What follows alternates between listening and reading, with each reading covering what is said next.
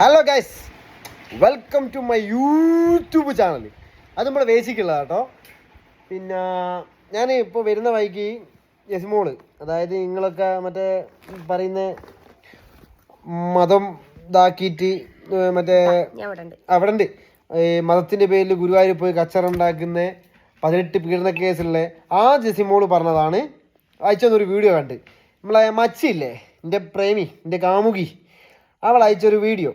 ആറാട്ടണ്ണന് കുടുങ്ങിപ്പോയെന്ന് വെച്ചിട്ട് അരുണേട്ടന് ഈ ദരിദ്രനും പെണ്ണ് കിട്ടിയെന്ന് പറഞ്ഞിട്ട് നായിൻ്റെ മോളൊരു മെസ്സേജ് അയച്ചിരുന്നു.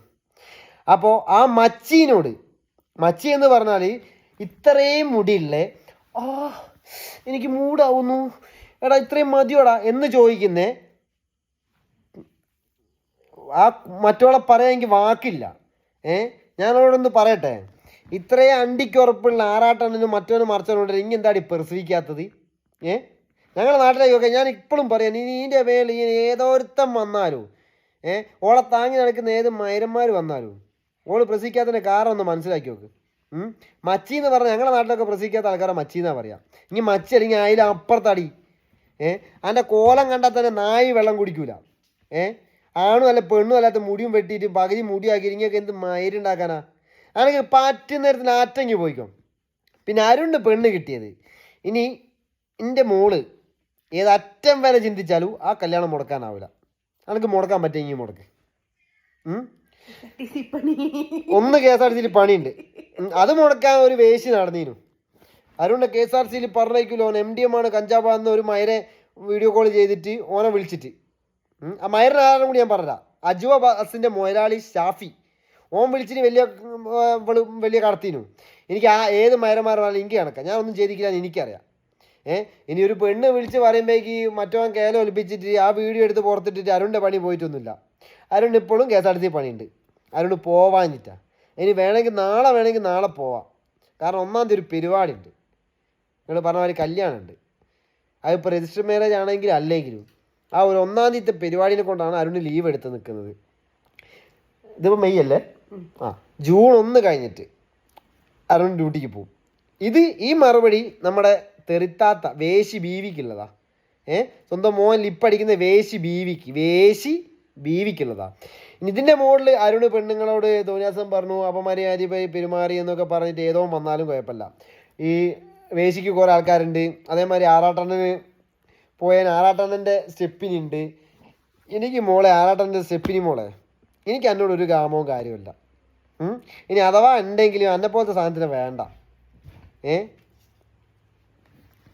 കേട്ടോ, ഈ ആറാട്ടണ്ണനും പിന്നെ മറ്റൊരു മറിച്ചോറും ഉണ്ടായിട്ട് ഇങ്ങനെ പ്രസവിച്ചിട്ടില്ലല്ലോ.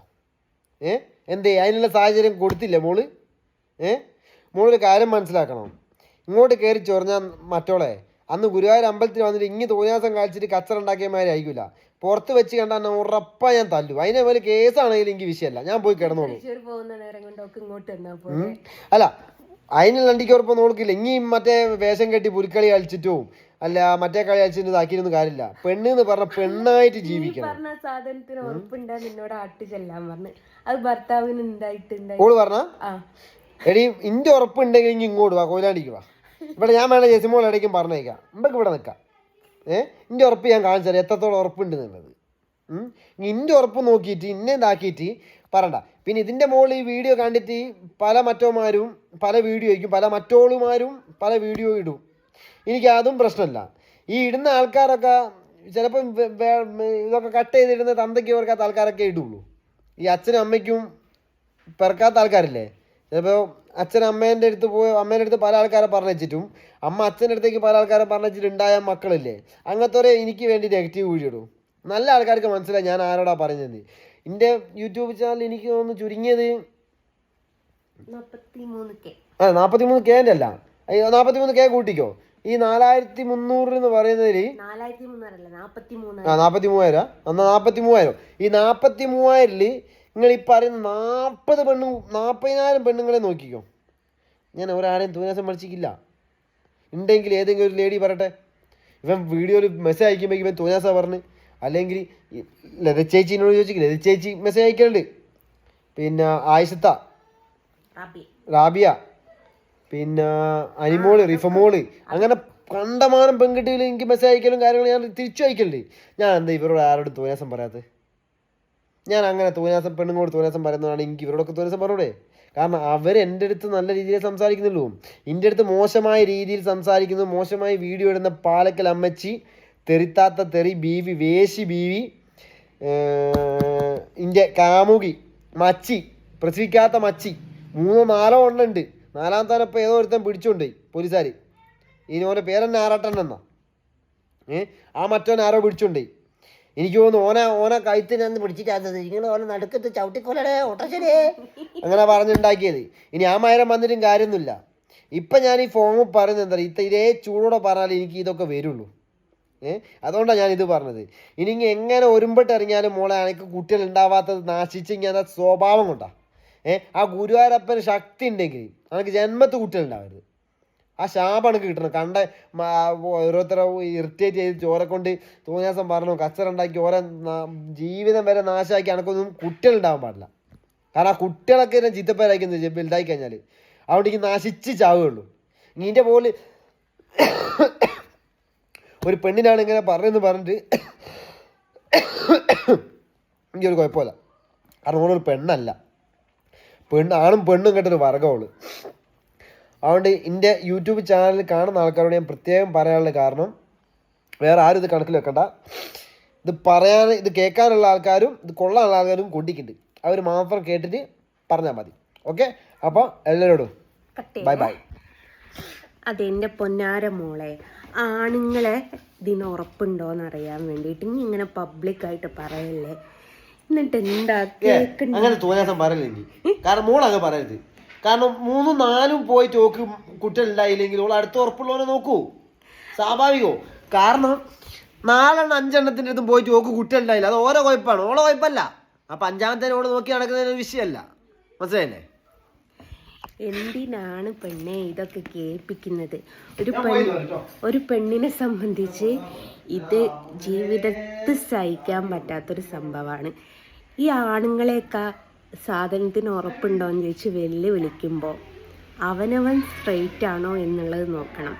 വെറുതെ എന്തിനാണ് ഓരോന്ന് കേൾപ്പിക്കാൻ വേണ്ടിയിട്ട്? എന്തിനാ പെണ്ണെ ഇതൊക്കെ കേൾപ്പിക്കുന്നത്? നിനക്ക് മിണ്ടാതിരുന്നാൽ പോരെ? നിനക്ക് ഇങ്ങനെ എരന്നു മേടിക്കണമെന്ന് നിർബന്ധമുണ്ടെങ്കിൽ കിട്ടിയില്ലേ, ഇനിയെങ്കിലും ഒന്ന് അടങ്ങിക്കൂടെ? തൃശ്ശൂർ ആണുങ്ങളുണ്ടായിട്ട് എന്തേ ഓൻ പറഞ്ഞത് സംഭവിക്കാഞ്ഞത്? അതുകൊണ്ട് വെറുതെ ഈ ആണുങ്ങളെ കയറി ചൊറിയണ്ട.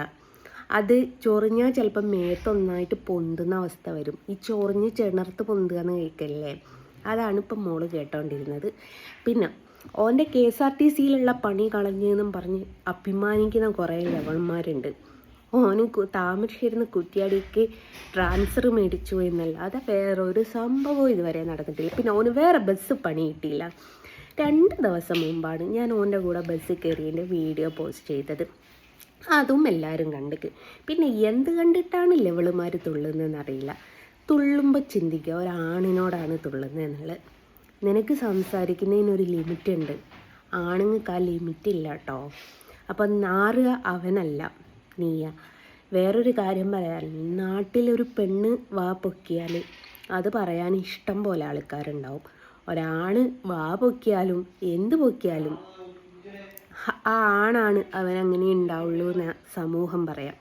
നിനക്കെന്നെ അറിയില്ല നിൻ്റെ ഭർത്താവ് നിന്നെ ചീത്ത പറഞ്ഞത്? ഇനിയും വെറുതെ കേൾപ്പിക്കണോ പൊന്നെ?